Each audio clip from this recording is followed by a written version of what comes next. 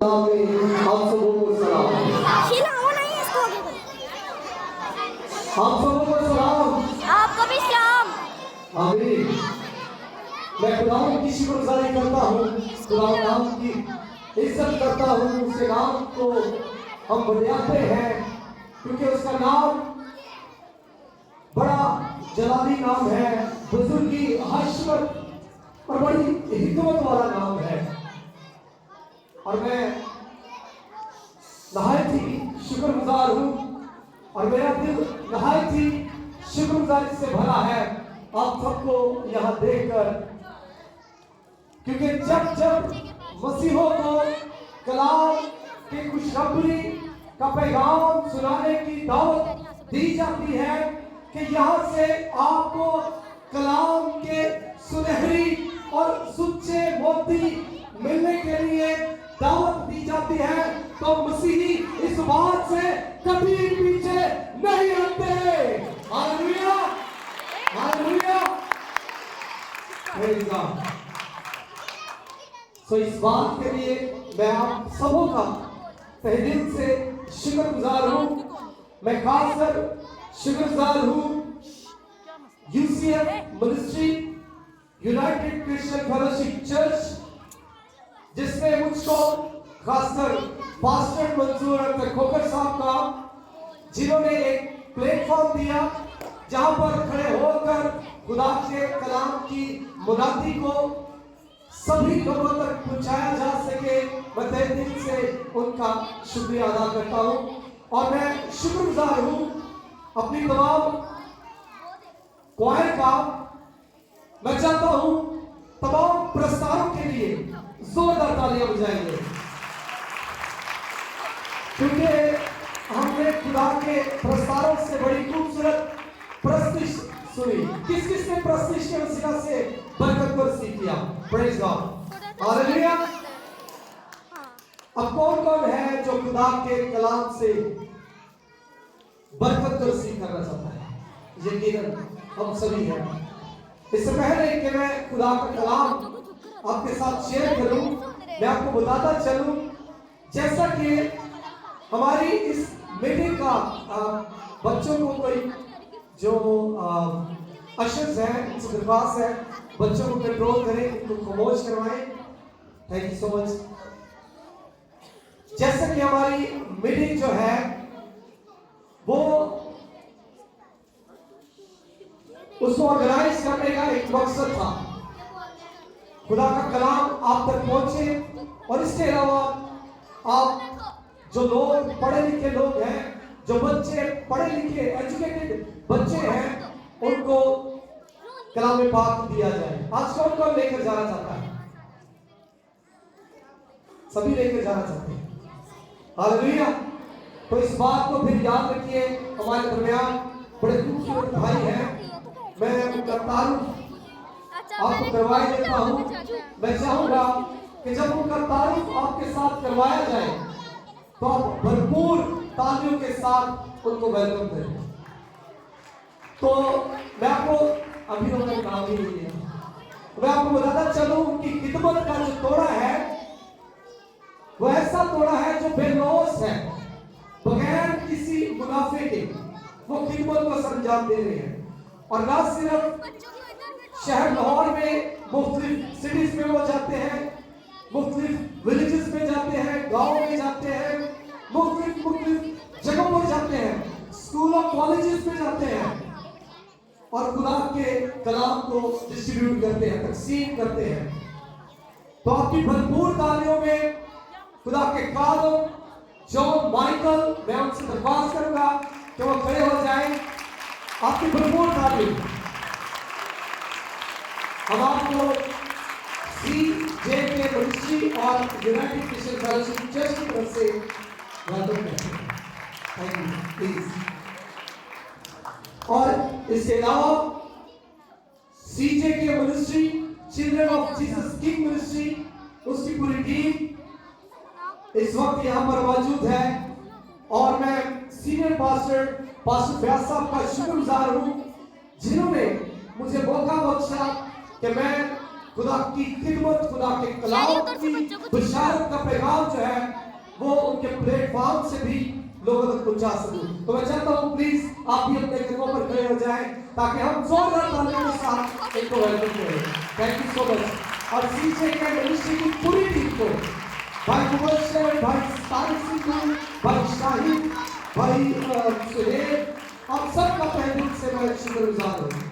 और इसके अलावा मैं बहुत ज्यादा शुक्रगुजार हूं तमाम मैनेजमेंट का, जिनमें भाई नदीम भट्टी का बहुत अहम किरदार है, उनकी मिसेस का बड़ा अहम किरदार है। और इसके अलावा बहुत सारे और भाई हैं जिनमें दाऊद भी शामिल है। इसका बहुत बड़ा कंट्रीब्यूशन होता है हर मीटिंग के अंदर। तो मैं चाहता हूं आप सब इनके लिए भी जोरदार तालियां बजाएं ताकि खुदा इनको और कसरत से इस्तेमाल करे। और हम सब जानते हैं कि आजकल हमारे मुल्क के हालात जो है वो बहुत बिगड़ चुके हैं। हालात बड़े क्रिटिकल से हो गए हैं। जिस तरह इंसान फाइनेंशियली तौर पे क्राइसिस में फंसा हुआ होता है, आज उसी तरह वो अपने हालात में फंसता चला जा रहा है। इससे पहले कि हम कलाम पाक की सादत को हासिल करें, हमारे दरमियान एक और खूबसूरत, बल्कि चंद खूबसूरत भाई हैं जो किसी तारीफ के मोहताज नहीं है। खुदा ने उनको बड़ी खूबसूरत आवाज दे रखी है। उनका नाम जवेद आसी है। और इसके अलावा एक्सपीएम की टीम अभी यहाँ पर वीडियो बना रही थी, अभी वो चले गए, शायद उन्होंने प्रस्तिश को ही कवरेज करना था, लेकिन हम उनका भी शुक्रगुजार हैं कि वो आए और उन्होंने प्रस्तिश को जो है वो कवरेज दी, लाइव दिखाया। तो खुदा उनको भी अपने जलाल के लिए भरपूर इस्तेमाल करे। इसके अलावा मेरे हक खिदमत भाई, जिनके बगैर शायद ये करना नामुमकिन था, इतनी पब्लिक को इकट्ठा करना, इतनी कलीसिया को इकट्ठा करना नामुमकिन था।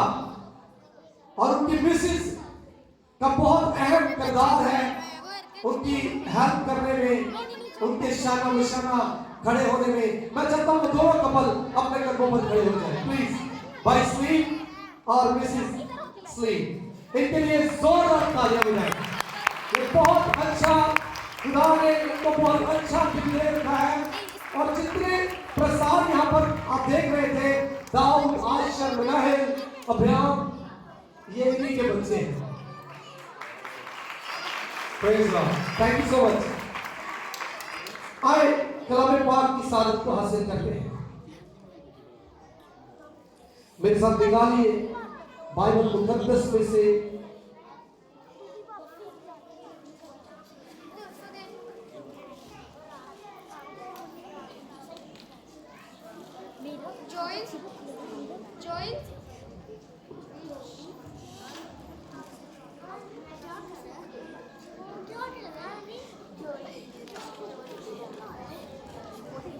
इससे पहले कि हम कलाम पाक को पढ़े, आज जिस बात के मुताबिक हम सीखने वाले हैं और जो हमारा टॉपिक है वो है व्हाट इज आवर रिस्पॉन्सिबिलिटी, हमारी जिम्मेदारी क्या है। आज कितनी माएँ हैं जो आज यहां पर बैठी हुई हैं, अपना जरा हाथ बुलंद कीजिए। माएँ,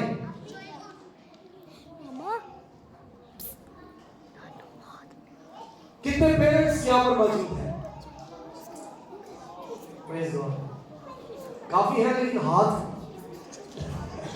शायद शर्माते हैं। एक यहूदी कहावत मेरे जहन में आ रही है, when God could not go everywhere, so he created mothers. इसका जो तर्जुमा है वो ये है कि जब खुदा हर जगह ना जा सका तो खुदा ने माँ को तख्लीक किया, माँ को क्रिएट किया कि वो जाए और जाकर जो काम मैं करता हूं वो काम वो करे। तो कितनी खूबसूरत ये बात है कि खुदा ने अपनी जिम्मेदारी माओ को भी दी।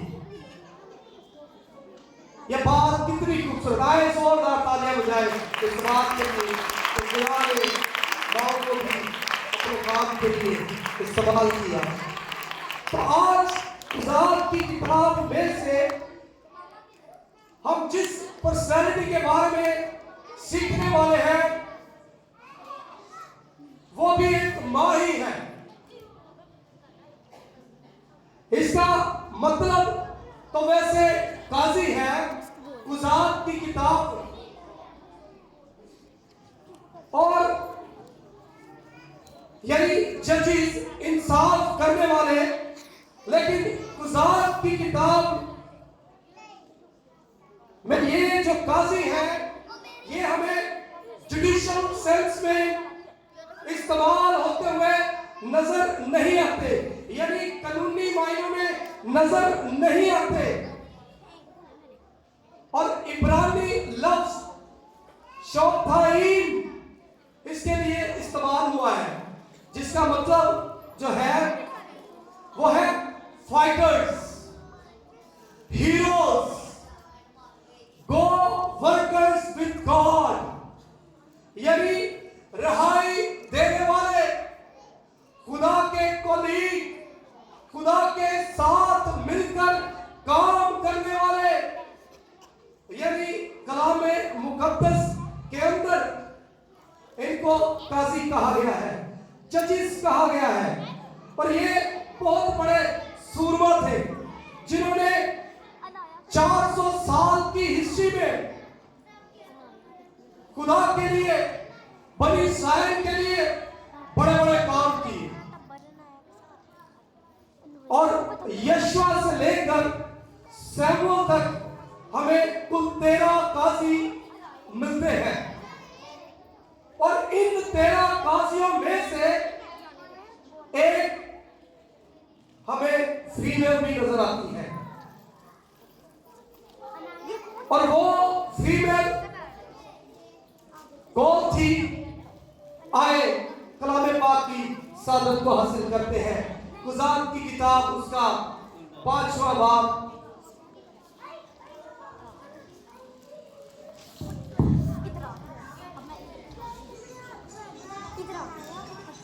और उसकी 7वीं आयत को हम पढ़ेंगे।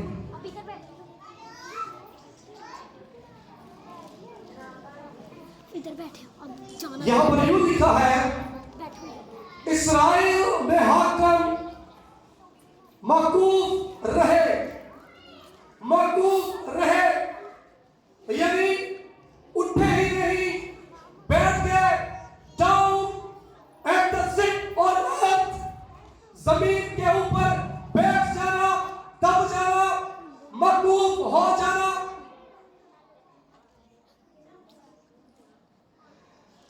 जब तक कि मैं दिबोरा बर्पा न हुई, जब तक कि मैं इस्राएल में मां होकर न उठी।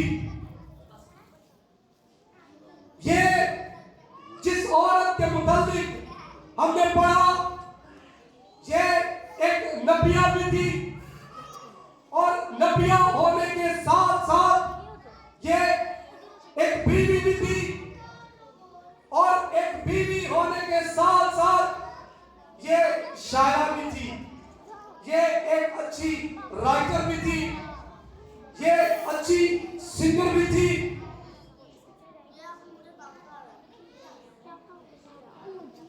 और यहां पर हमने पढ़ा कि जब बनी इस्राएल को मुसीबत के अंदर थी, दुख के अंदर थी, तो खुदा इससे अहम कलाम होता है। और बहुत सारे मुफस्सिरीन बताते हैं कि इसकी अपनी कोई औलाद न थी, लेकिन यहां पर खुदा इसको एक मां के तौर पर इस्तेमाल कर रहा है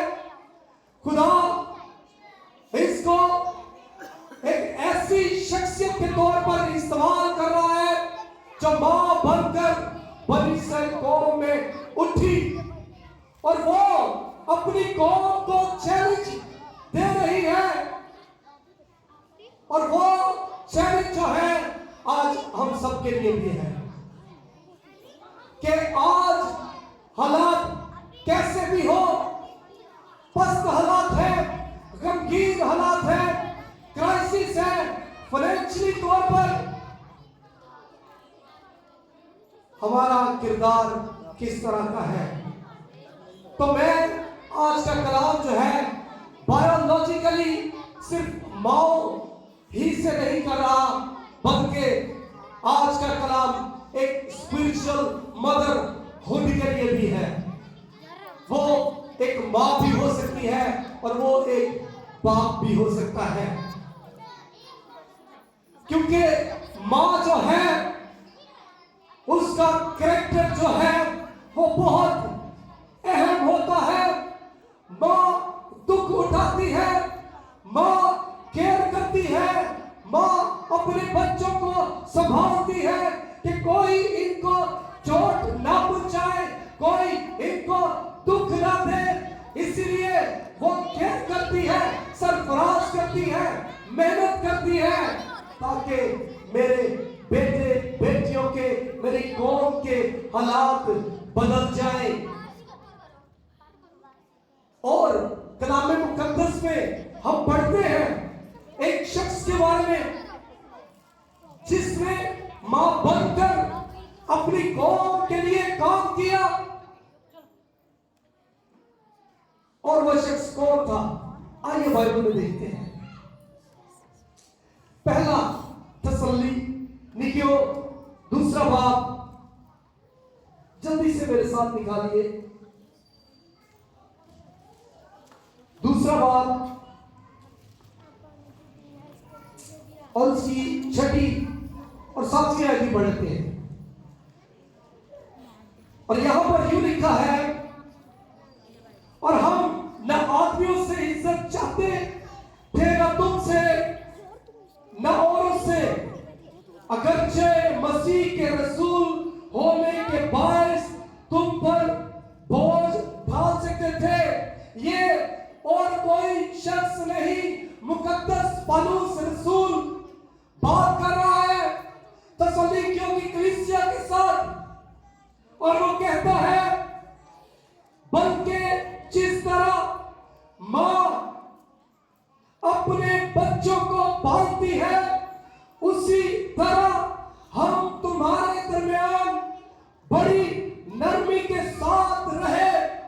मुकद्दस पौलुस रसूल एक ऐसी पर्सनैलिटी जिसने कलीसियाओं को, कलीसिया के और मसीह यीशु के वो खजाने मुहैया किए जिनको हम आसानी के साथ हासिल नहीं कर सकते थे।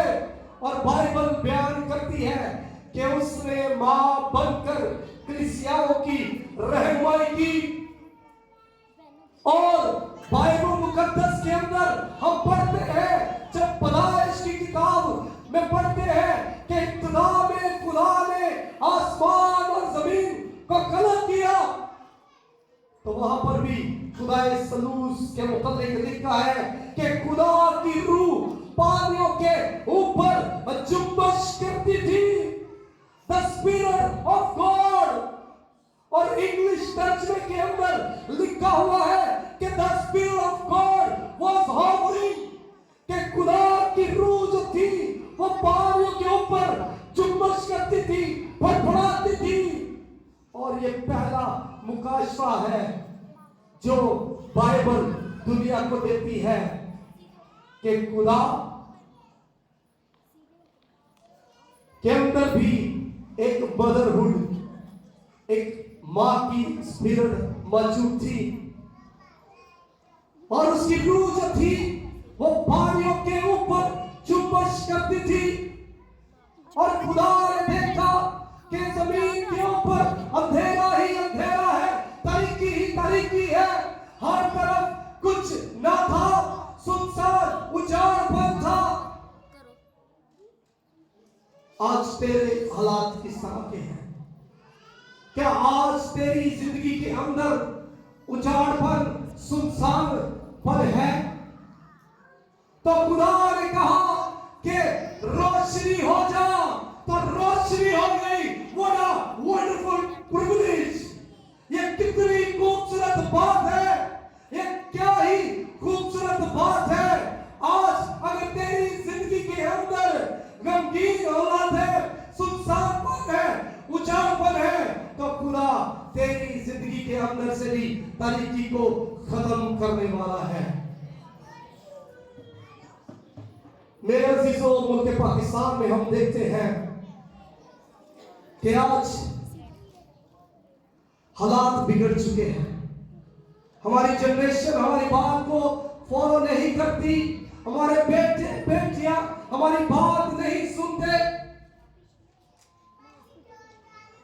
कराची के अंदर एक बहुत बड़ा इंसिडेंट हुआ, हम सब ने सुना, टीवी के ऊपर, टीवी चैनल्स के ऊपर, फेसबुक के ऊपर, यूट्यूब के ऊपर हमने सुना और देखा भी। क्या ही गमगीन कुन खबर थी, आंसू बहाने वाली, दिल दहलाने वाली खबर कि एक 13 साल बच्ची को एक शख्स अपनी बातों के अंदर बहलाकर ले जाता है और उसके पेरेंट्स उसके लिए कुछ नहीं कर पाते। लेकिन मेरे अजीजों, जब जुल्म की इंतहा बढ़ जाती है तो खुदा अपने कामबीन को इस्तेमाल करता है, खुदा अपने लोगों को इस्तेमाल करता है। खुदा ने इस्तिस्ना की किताब में फरमाया, मूसा से खुदा